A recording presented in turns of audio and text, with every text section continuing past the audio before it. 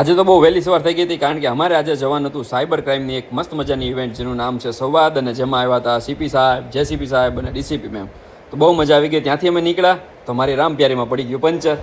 ફટાફટ પંચર કરાયું. ભાઈ વિડીયો જોતા હતા એટલે ખુશ થઈ ગયા અમને જોઈને, એમને મળીને અમે પણ ખુશ થઈ ગયા. ગાડીનું થઈ ગયું પંચર. ઘરે આવ્યા અને બહુ ભૂખ લાગી હતી એટલે ફટાફટ મેં બનાવી આલુ મટરની સબ્જી અને રાધિકાએ બનાવી રોટલી ગરમા ગરમ. તો મજા પડી ગઈ.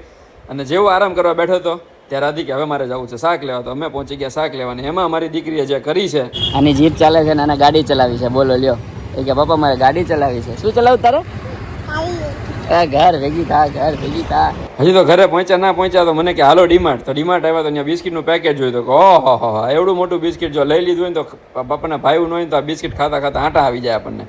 ત્યાં મારી નજર પડી તરબૂચના બી ઉપર, જેને આપણે થૂકીને ફેંકી દઈશ ને 100 રૂપિયામાં વેચાય છે. પછી મેં કીધું લેવાય નહીં. ત્યાંથી ફટાફટ શોપિંગ કરીને અમે બહાર નીકળ્યા. મજૂર જેવી ફિલિંગ આવતી હતી. બધો સામાન્ય છોકરા મારા હાથમાં. તો આ રીતે અમારો દિવસ પૂરો થયો.